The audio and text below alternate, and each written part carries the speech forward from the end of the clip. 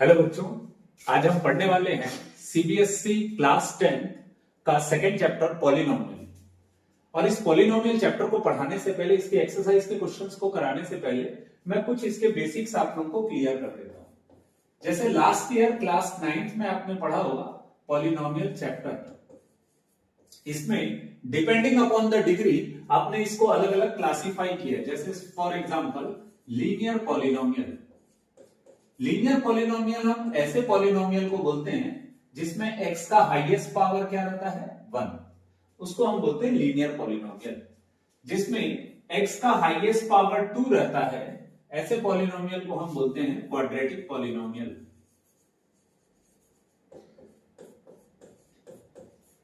और जिसमें x का हाईएस्ट पावर 3 रहता है, ऐसे पॉलिनोमियल को हम बोलते हैं क्यूबिक पॉलिनोमियल।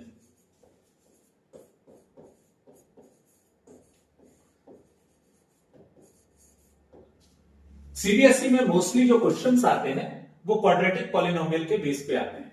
क्यूबिक पॉलिनोमियल पहले हमारे कोर्स में था, पर नए कोर्स के हिसाब से क्यूबिक पॉलिनोमियल को वॉश आउट कर दिया गया। पर एक्सरसाइज में इसके क्वेश्चंस दिए हुए हैं, इसीलिए ग्राफ से रिलेटेड क्वेश्चंस दिए हुए हैं।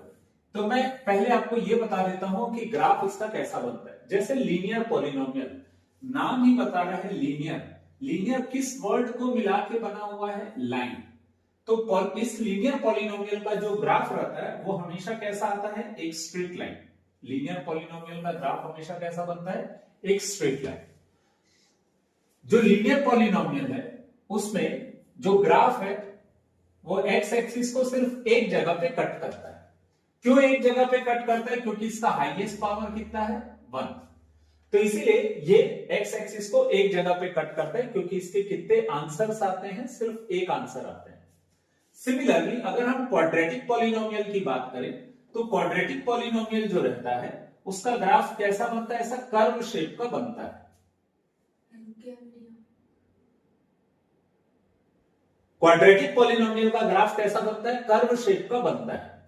यहां पर एक्स एक्सिस को कितने जगह पे ये कट कर रहा है? 2 जगह पे।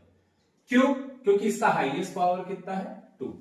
तो ये सिंपल सा फंडा है, अगर ग्राफ एक्स एक्सिस को जितने जगह पे कट करता है उतने उसके आंसर्स आते हैं। ये जो शेप रहता है इसको हम बोलते हैं पैराबोला। इस शेप को बोलते हैं हम पैराबोला। तो इसका ग्राफ कैसा बन सकता है?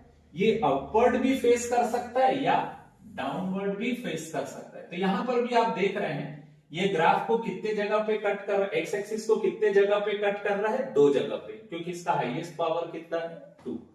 इसको हम बोलते हैं अपवर्ड पैराबोला और इसको हम बोलते हैं डाउनवर्ड पैराबोला। तो एक्चुअली इसको मैं थोड़ा डिटेल से आपको बताता हूं। जैसे क्वाड्रेटिक पॉलिनोमियल की अगर हम बात करें तो इसका हाईएस्ट पावर कितना रहता है? 2। क्वाड्रेटिक पॉलिनोमियल का हाईएस्ट पावर क्या रहता है? 2। तो अगर हम इसको स्टैंडर्ड फॉर्म में लिखें तो ये होगा एक्स स्क्वायर। एक्स स्क्वायर के बाद अगला वैल्यू क्या आएगा? एक्स। फिर ऐसा वैल्यू आएगा जिसमें x नहीं रहता। सबसे पहले क्या रहेगा? हाईएस्ट पावर x स्क्वायर, फिर x, फिर जिसमें x नहीं रहता। अगर हम इसके कोफिशिएंट की बात करें तो इसका कोफिशिएंट क्या होगा? a, इसका कोफिशिएंट क्या होगा? b, इसका कोफिशिएंट क्या होगा? c। तो ये बन गया हमारा क्वाड्रेटिक पॉलिनोमियल।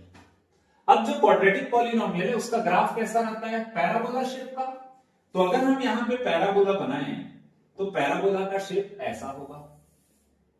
लेकिन अगर मान लो सेम पैराबोला हम ऐसा भी बना सकते हैं, तो एक्स एक्सिस को अगेन 2 जगह पे कट कर रहा है। तो इन दोनों में डिफरेंस क्या है? जब ये अपवर्ड पैराबोला रहता है तो एक्स स्क्वायर का कोफिशिएंट क्या रहता है? पॉजिटिव। और जब ये डाउनवर्ड पैराबोला रहता है तो एक्स स्क्वायर का कोफिशिएंट क्या रहता है? नेगेटिव। इसका वैल्यू कुछ भी हो वो मैटर नहीं करता। शायद क्लियर हो गया होगा आप लोगों को। जब भी अपवर्ड पैराबोला रहता है तो एक्स स्क्वायर का कोफिशिएंट क्या रहता है? पॉजिटिव। और अपोजिट बन रहा है इसके, यानी डाउनवर्ड बन रहा है तो एक्स स्क्वायर का कोफिशिएंट क्या रहेगा? नेगेटिव। तो इसके कितने आंसर्स आते हैं? 2 आंसर क्वाड्रेटिक पॉलिनोमियल के, चाहे अपवर्ड पैराबोला हो चाहे डाउनवर्ड पैराबोला हो। तो जैसे हमने क्वाड्रेटिक पॉलिनोमियल की बात की, ऐसे ही अगर हम क्यूबिक पॉलिनोमियल की बात करें, क्यूबिक पॉलिनोमियल ऐसे पॉलिनोमियल को बोलते हैं जिसका हाईएस्ट पावर कितना रहता है? 3। तो इसका हाईएस्ट पावर कितना होगा 3, जैसे ये हो गया इसका हाईएस्ट पावर। एक्स क्यूब के बाद हम क्या लिखेंगे एक्स स्क्वायर के बाद हम क्या लिखेंगे एक्स, फिर ऐसी वैल्यू लिखेंगे जिसमें एक्स ना हो। तो इसका कोफिशिएंट क्या होगा ए बी सी और डी। ये होता है पॉलिनोमियल का general formula, a x cube plus b x square plus c x plus d. यह है general expression for cubic polynomial. अब यहां पर देख रहे हो आप हाईएस्ट पावर कितना है 3, तो जो इसका ग्राफ रहेगा वो एक्स एक्सिस को कितने जगह पे कट करेगा, 3 जगह पे कट करेगा। एक यहां पे कट कर रहा है, एक यहां पे कट कर रहा है और एक यहां पे कट कर रहा है। तो अगर आप इसका ग्राफ का बेसिक फंडा समझ जाओ तो आपसे एक्सरसाइज 1 इजीली बन जाएगा। इसका फंडा सिर्फ इतना ही है, जितने जगह पे ये एक्स एक्सिस को कट करता है उतने इसके आंसर्स होते हैं, उस पे उसके जीरोस होते हैं। तो हाईएस्ट पावर 3 है, क्यूबिक पॉलिनोमियल हो गया, तो ये कितने जगह पे कट करेगा 3 जगह पे। नेक्स्ट, उससे पहले हमने क्या पढ़ा था, क्यूबिक पॉलिनोमियल के पहले क्वाड्रेटिक पॉलिनोमियल पढ़ा था। इसका हाईएस्ट पावर 2 था, इसीलिए एक्स एक्सिस को कितने जगह पे कट कर रहा है 2 जगह पे कट कर रहा है। अपवर्ड पैराबोला रहा तो एक्स स्क्वायर का कोफिशिएंट क्या रहेगा पॉजिटिव, डाउनवर्ड पैराबोला रहा तो एक्स स्क्वायर का कोफिशिएंट क्या रहेगा नेगेटिव। और जो लीनियर पॉलिनोमियल जिसके बारे में मैंने इलैबोरेट करके नहीं बताया, तो लीनियर पॉलिनोमियल की अगर हम बात करें तो जो लीनियर पॉलिनोमियल रहेगा उसमें हाईएस्ट पावर कितना रहता है 1। लीनियर पॉलिनोमियल में x का हाईएस्ट पावर कितना रहता है 1। इसके बाद किसको लिखेंगे जिसमें x नहीं रहता, तो इसका जनरल एक्सप्रेशन क्या हो जाएगा ए एक्स प्लस बी। सिंस इसका हाईएस्ट पावर 1 है तो ये x एक्सिस को कितने जगह पे कट करेगा, सिर्फ एक जगह पे कट करेगा x एक्सिस को। तो अल्टीमेटली आपको ये मालूम करना है जो लीनियर पॉलिनोमियल रहता है वो x एक्सिस को एक जगह पे कट करता है, क्वाड्रेटिक पॉलिनोमियल है तो x एक्सिस को 2 जगह पे कट करता है, और यदि क्यूबिक पॉलिनोमियल होगा तो 3 जगह पे कट करता है। लीनियर पॉलिनोमियल का जो ग्राफ रहता है वो कैसा रहता है स्ट्रेट लाइन। लीनियर पॉलिनोमियल का ग्राफ कैसा रहता है स्ट्रेट लाइन। और यदि हम क्वाड्रेटिक पॉलिनोमियल की बात करें तो उसका ग्राफ कैसा रहता है पैराबोला। और यदि हम क्यूबिक पॉलिनोमियल की बात करें तो उसका जो ग्राफ रहता है वो कैसा रहता है कर्व शेप का रहता है। ठीक है, अब हम एक्सरसाइज 2.1 के क्वेश्चंस को सॉल्व करते हैं। अब हम सॉल्व करते हैं एक्सरसाइज 2.1 जो ग्राफ से रिलेटेड है।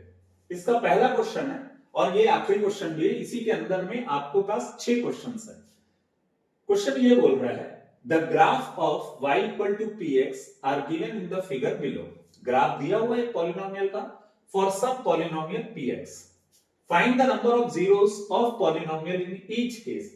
हर केस में आपको इसके कितने जीरोस रहेंगे यह फाइंड करना है। जैसे आपको मैंने अभी बताया है कि x एक्सिस और y एक्सिस है, 2 एक्सिस रहता है, जहां पे x एक्सिस को कट करेगा उतने आंसर्स होंगे। यहां पर ये है हमारा ग्राफ, ये x एक्सिस को कहीं कट कर रहा है क्या, नहीं, x एक्सिस को कहीं भी कट नहीं कर रहा है, तो इसके नंबर ऑफ जीरोस कितने होंगे, कितने जीरोस होंगे 0, क्योंकि ये कहीं पर भी x एक्सिस को नहीं कट कर रहा।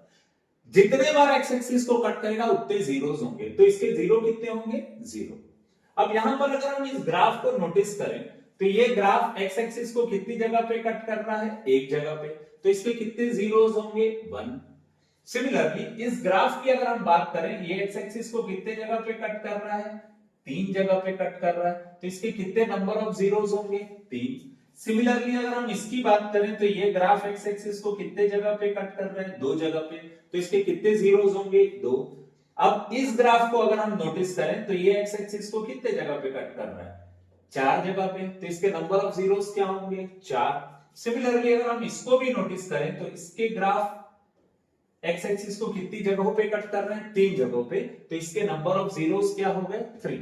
तो सिंपली आपको ये नोटिस करना है कि जो भी हमारा ग्राफ रहेगा वो x एक्सिस को कितने जगह पे कट कर रहा है, जितने जगह पे कट करेगा उतने उसके जीरोस होंगे।